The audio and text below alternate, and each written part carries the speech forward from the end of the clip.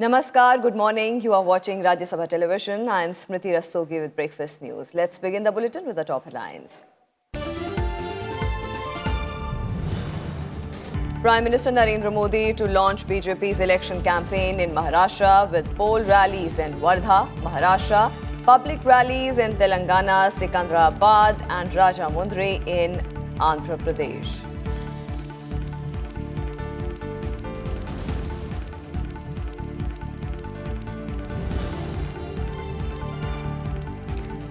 Left parties unite against Rahul Gandhi's decision to contest from Wayanad in Kerala. CPIM says it will ensure Rahul's defeat. BJP chief Amit Shah says Rahul running away to Kerala as voters in Amethi seeking an account from him.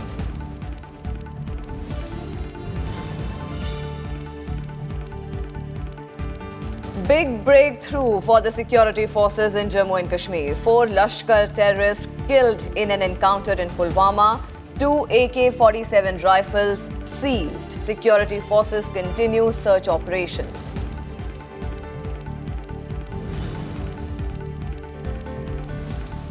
Key changes announced in Interim Budget 2019 to be applicable from today. They include zero tax on taxable incomes up to 5 lakh rupees, hike in standard deduction limit to 50,000 rupees, new GST rules and rules for housing sector.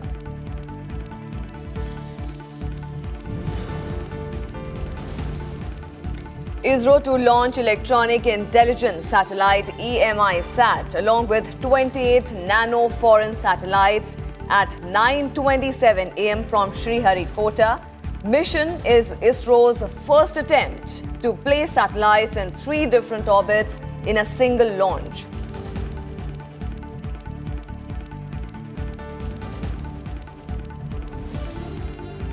First, all the election news from the upcoming Lok Sabha elections 2019.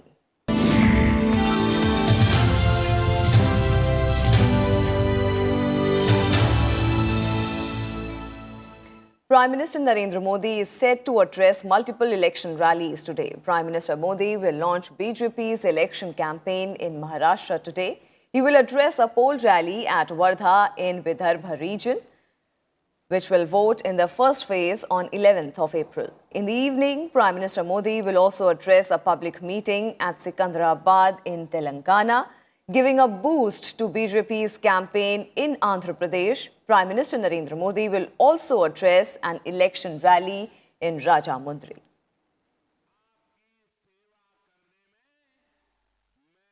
And Prime Minister Narendra Modi addressed BJP's Main Bhi Chaukidar event in New Delhi on Sunday. Addressing a massive gathering at the Talkatora Stadium, Prime Minister Narendra Modi said that Chaukidar is a spirit and not an identity recognized by a uniform.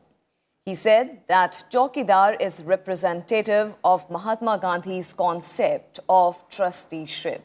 He added that the country does not need Rajas and Maharajas but need Chaukidars. चौकीदार ये न कोई व्यवस्था है, चौकीदार ये न कोई यूनिफॉर्म की पहचान है, चौकीदार न ही कोई एक चौखट में बंधा हुआ है, चौकीदार एक स्पिरिट है, एक भावना है. And Prime Minister Narendra Modi said that he took the decision for the Indian Air Force to conduct a Balakot air strike as he thought that the game should be played from where terrorism is being remote controlled. He said that Pakistan was in a fix over the Balakot strikes as if it acknowledges the airstrike. It will have to accept that there was terror camp there. सेना के जवान रोज लड़ रहे हैं. थोड़ा भी पता चले इस कोने में है तो पहुंच जाते हैं और सुबह टीवी चालू करो तो पता चल रहा है हाँ वहां चल रही है गोलियां. वो हिम्मत के साथ कर रहे हैं. लेकिन ये कब तक चलेगा? और तब मैंने तय किया कि अब ये जहां से कंट्रोल होता है, खेल वहीं खेला जाएगा।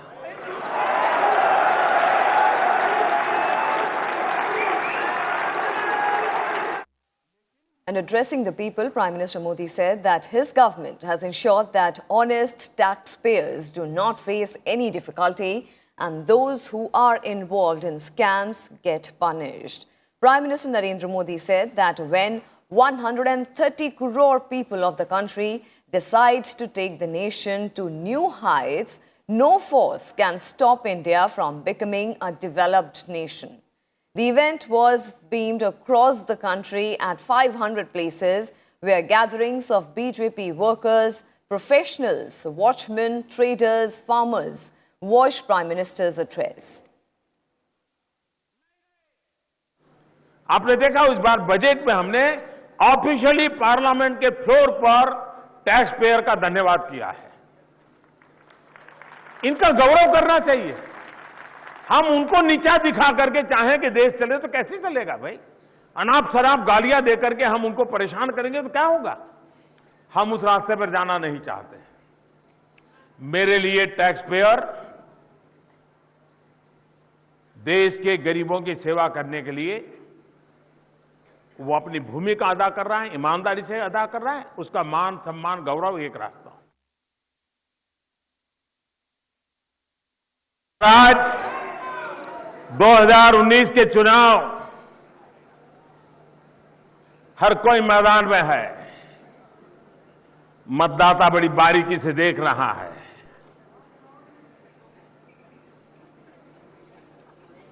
और मुझे विश्वास है कि देश की जनता चौकीदार पसंद करती है।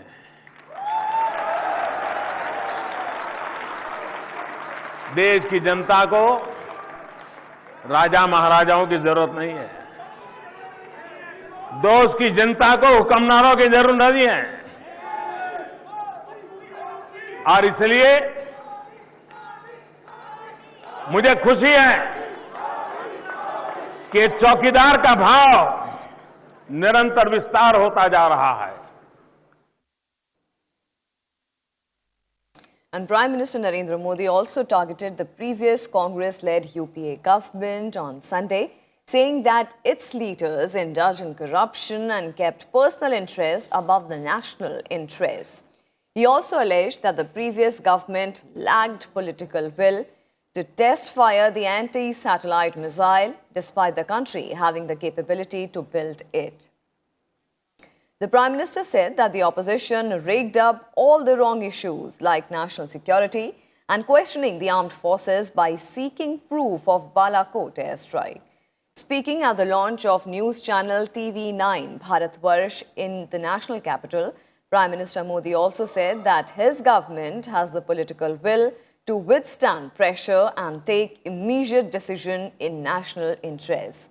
He alleged that the previous UPA government took little initiative in bringing back black money and entered into weak agreements with foreign governments in this regard.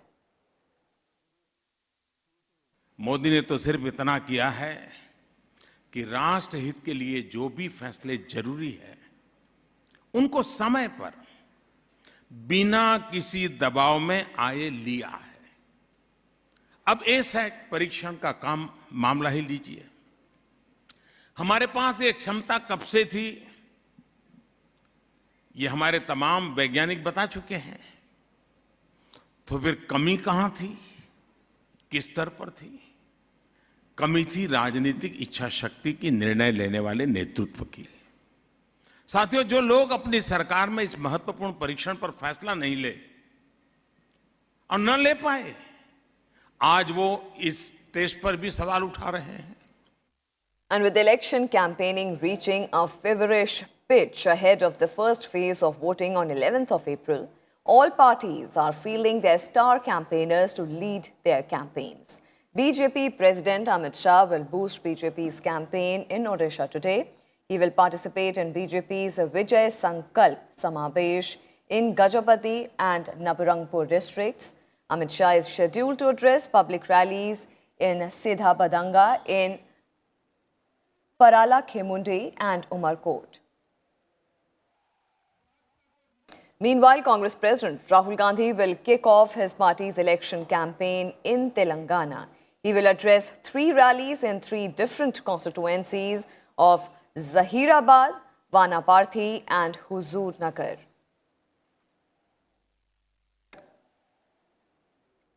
Meanwhile, in a bid to consolidate the position in the south, Congress President Rahul Gandhi will contest from Wayanad Lok Sabha constituency in Kerala. This, besides his traditional stronghold of Amethi in Uttar Pradesh. Making the announcement, veteran Congress leader from Kerala and former Defence Minister A.K. Antony said that Rahul Gandhi had agreed to fight from Wayanad following request from the party's state unit. Reacting to the development, CPIM Politburo member Prakash Karat said that the decision of the Congress to field Rahul Gandhi from Wayanad shows that the party wants to take on the left in Kerala. He added that his party will work to ensure Gandhi's defeat in Wayanad. CPI leader D. Raja also questioned the decision of the Congress, saying it made no sense as the fight was between the left and the Congress-led UDF in Kerala.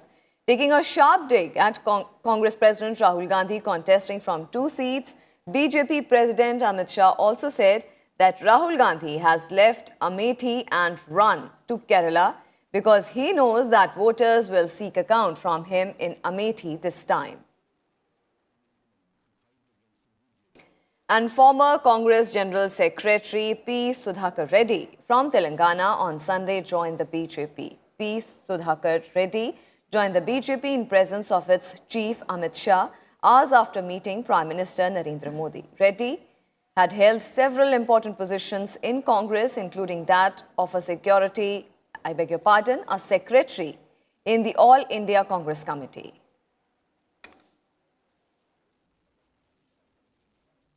The BJP on Sunday released another list of 4 candidates for Gujarat Lok Sabha elections. The party releases names of Anand, Chota Udaipur, Junagadh and Patan Lok Sabha seats. The list was finalized by party's Central Election Committee in New Delhi. The Congress party also released its list of 2 candidates for Lok Sabha elections. The party has fielded Ghulam Ahmad Mir from Anantnag seat in Jammu and Kashmir and K. Muralidharan from Vadakara in Kerala.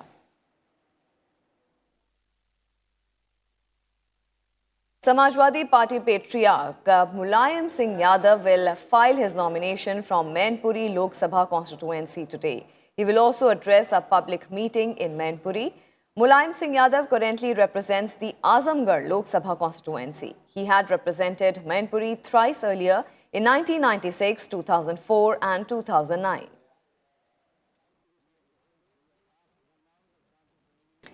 And intense battle is on cards in Mandya parliamentary seat of South Karnataka, considered to be a JDS stronghold. Devegowda's grandson, Nikhil Gowda, is locked in a contest with BJP-backed independent Sumalatha Ambarish. How the stocks are placed for the Congress-JDS alliance and their opponents in Mandya, here is a report by Rajat Ken. Agrarian-rich Mandya in South Karnataka is considered a stronghold of the JDS.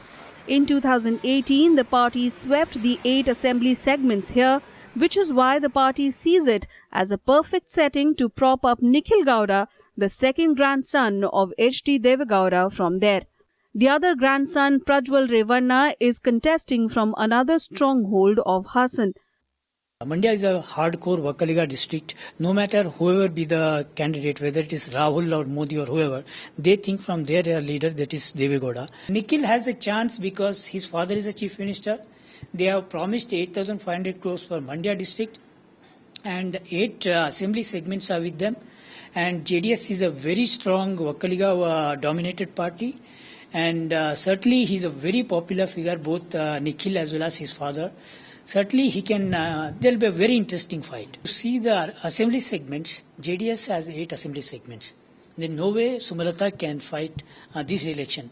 But when you visit different parts of Mandya, the youngsters and women particularly, they're coming out in support openly for Sumalata's candidature. Nikhil Gowda is facing a straight challenger in independent candidate Sumalata Ambarish, wife of former Congress MP and late popular star Ambarish. The BJP, which hasn't fielded a candidate, is backing Sumalata.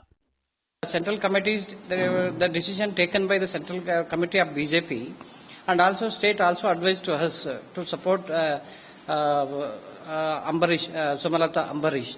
Because last 3-4 months, the peoples are, the whole that waves are supporting to her. The whole peoples are looking her. So this is the, here, the simultaneously the JDS, that only family politics are doing. Mr. Deve Gowda ji, his son is chief minister, his grandson is coming to the MP. There all are more than 20 people, they are coming to the politics. This is the home-based politics is going on in the Karnataka. So that, on that against that Mandya district, all peoples are violating against this movements. That's why. So we are going to support to Sumalata to win the this thing goal. The BJP is banking on the fact that the alliance between the JDS and the Congress is not as smooth as it could be. Mandya reflects the disquiet among the rank and file of the two parties. The Congress won the seat 12 times, the JDS wrested it in 2009 and the Congress regained it in 2013 by polls.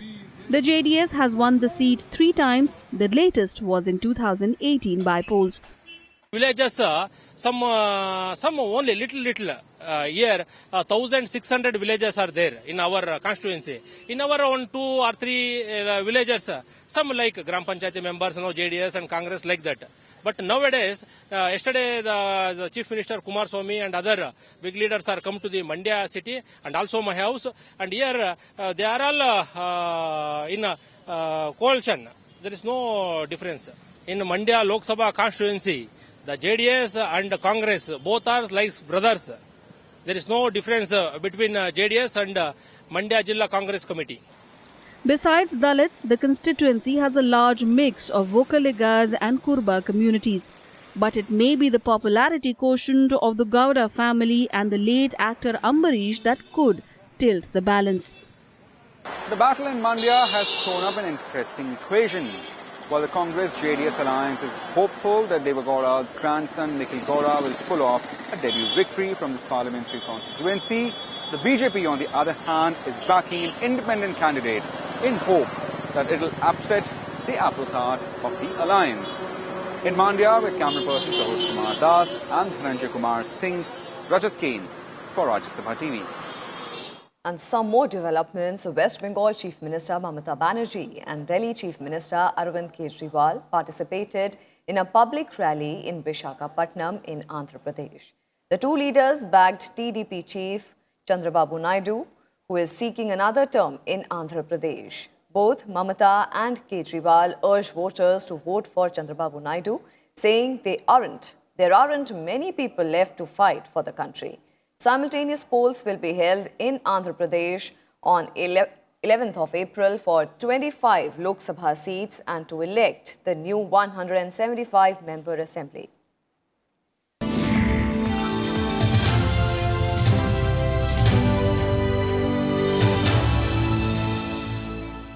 And with that, we'll slip into a very quick break. More news and updates on the other side. Stay with us.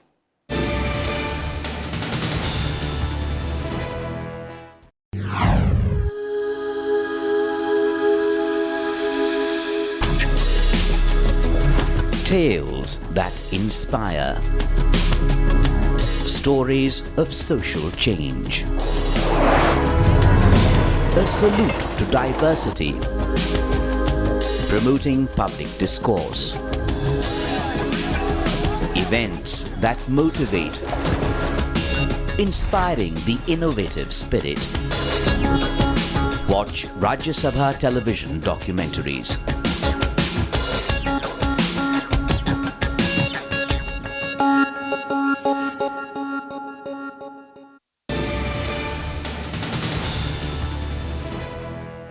Welcome back. In a major breakthrough for the security forces in Jammu and Kashmir, 4 Lashkar-e-Toiba terrorists have been killed in an encounter in Lasepora area of Pulwama district.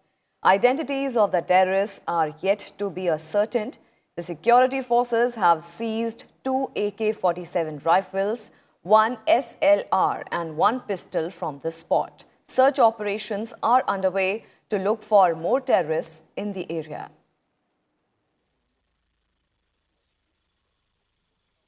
And Indian Space Research Organization will launch MESAT satellite along with 28 nano foreign satellites from Sriharikota today at 9:27 a.m. The 436 kilograms MESAT will be launched on board the space agency's workhorse PSLV C-45. In today's mission, ISRO will place the satellites and payloads in 3 different orbits, a first for the agency. The mission will mark several firsts to the credit of ISRO, as it would be a maneuver satellites in various orbits and orbital experiments, including on maritime satellite applications. It will also test a new variant of PSLV rocket, the PSLV-QL, which has 4 additional strap-on boosters to give a huge additional thrust. According to ISRO, this is the first time it has been envisaged to provide a microgravity environment for research organizations and academic institutes to perform experiments. Remember, Indian Space Research Organization will today launch MESAT satellite along with 28 nano foreign satellites from Sriharikota. This entire mission will take place at 9:27 a.m. today. The MESAT is 436 kilograms satellite, which will be launched on board the space agency's workhorse PSLV C-45. In today's mission, ISRO will place the satellites and payloads in 3 different orbits, a first for the ISRO agency. The mission will also mark several firsts to the credit of ISRO.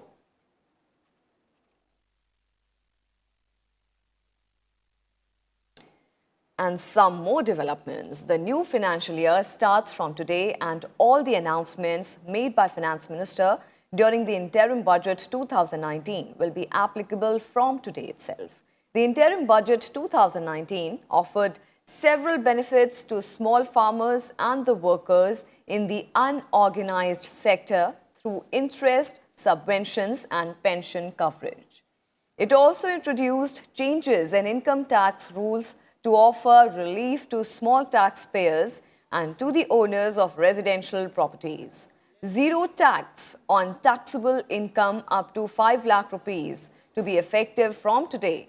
The increase in total income threshold will result in an increase in the tax rebate from 2,500 rupees to 12,500 rupees.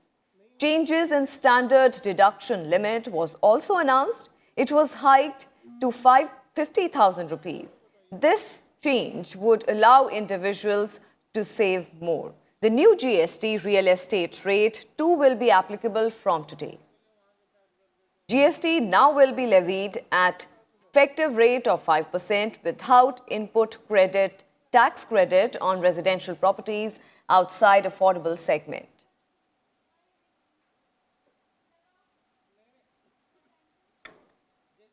Meanwhile, President Ram Nath Kovind paid floral tribute to Mahatma Gandhi's statue in Santiago, Chile. He said love for the fountain pens is one of the common links between Mahatma Gandhi and Pablo Neruda. President Kovind also visited Pablo Neruda Museum. He said Pablo Neruda is one of the greatest poets of all times.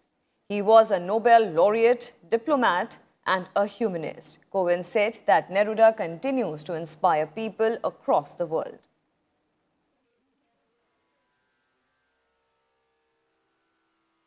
President Kovind arrived in Santiago, Chile on the final leg of the 3-nation visit. The president hopes for productive discussion with the Chilean leadership to further strengthen India-Chile bilateral relations. President Kovind also addressed Indian diaspora in Santiago.